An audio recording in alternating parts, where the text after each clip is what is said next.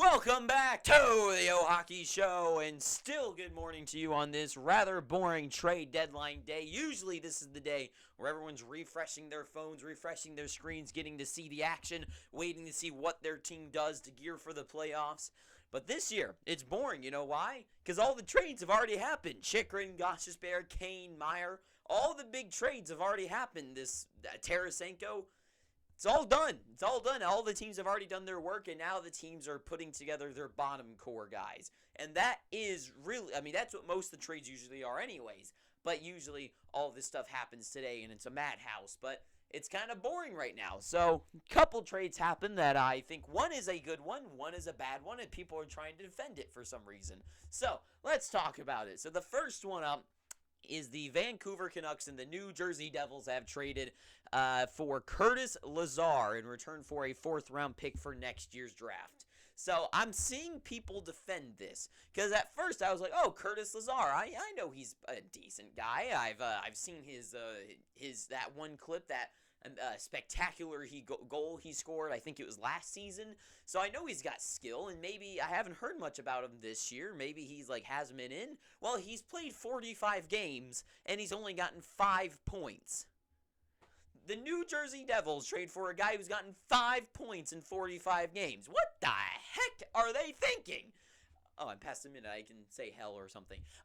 So I don't know what the hell they're thinking about here. They're already spectacular up front, and I do think they could use some help on the bottom feeder guys. But Curtis Lazar, I guess you're banking on the idea of him maybe being able to pull out a move like that in the playoffs and score a crazy goal for you and be like that out-of-nowhere Barclay Goodrow in overtime against the Golden Knights guy. Maybe he can be that. I could see that happening, but it is a strange deal, and I'm seeing people defend it, saying that, oh, it's a nothing contract. He's only paid for $1 million for 2 more years. You can bury his contract. It's not a bad move. It could be worse. Well, yeah, I guess you're right. It could be worse for sure, but they could have signed Louis Eriksson.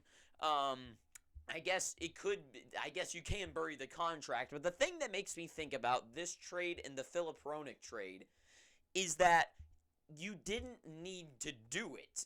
People are defending these deals as if it was a forced thing, and it's oh, well, it could be worse, instead of, you could instead buy peanut butter, you could be eating grass. I don't know.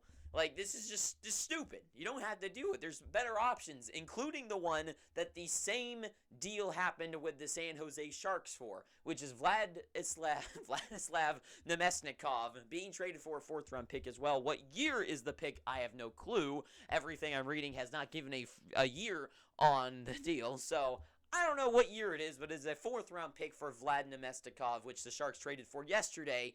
Sharks making some smart trade here, flipping Nemesnikov, bringing him on, and then flipping him back. I like the idea for him there. And no retention by the Sharks because the Tampa Bay Lightning retained it the other day when they traded him there. So good move by the Sharks. One of the few things that they've done actually correct this trade deadline. And, so 4th-round pick for Vladislav Nemesnikov. Not bad. 15 points this year. I've always seen him as a type of guy that he's obviously not going to be the type of player that I think everyone once thought he could have been. Obviously, a top 6 guy. But I do think a team like the Jets, who do have a pretty miserable bottom 6, I really like this move for them to actually bolster it and maybe have a guy that can snipe one in, just kind of get him the puck, and that he's going to be the type of player that will get the puck and he will shoot it just cleanly past the goaltender. I bet once a series he'll have 4 goals if they make it all the way to the Stanley Cup Finals. I bet he has a goal in each series where he just gets the puck and he wires it past the goaltender. And that's my best guess. I don't think the Winnipeg Jets are going to go that far in the playoffs, but I think if they do, Nemesnikov will be a scorer at 1 goal cleanly against the goalie. He will get the puck skating through the zone, no screen or anything, and he's just going to wire it past him. And it's not because I think he has a crazy shot. I just think he's that type of player that those out of nowhere, out of the woodwork type players that you're not thinking of, and he's just going to randomly score a goal every once in a while.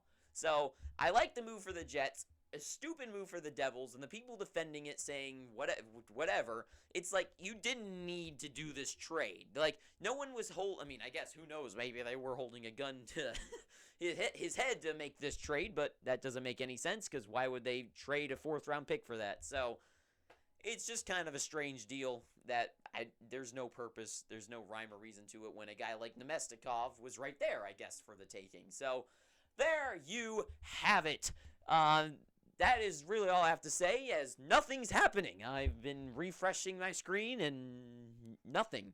The other day, I think on today's Friday, so Wednesday was the crazy day, and today's not so crazy. So yeah, so that is all I have to say. So thank you for watching this, a little bit of an update on the current trades. There's apparently Nick Bonino going to the Penguins as well, from the Sharks.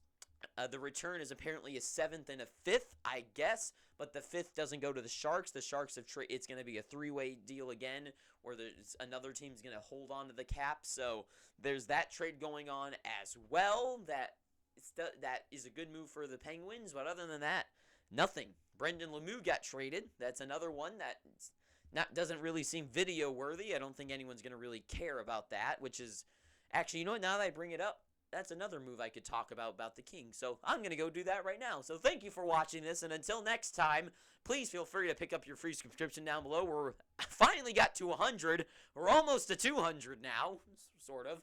So thank you for watching this, and until next time, have a good trade deadline day, and too sweet and ta-ta for now.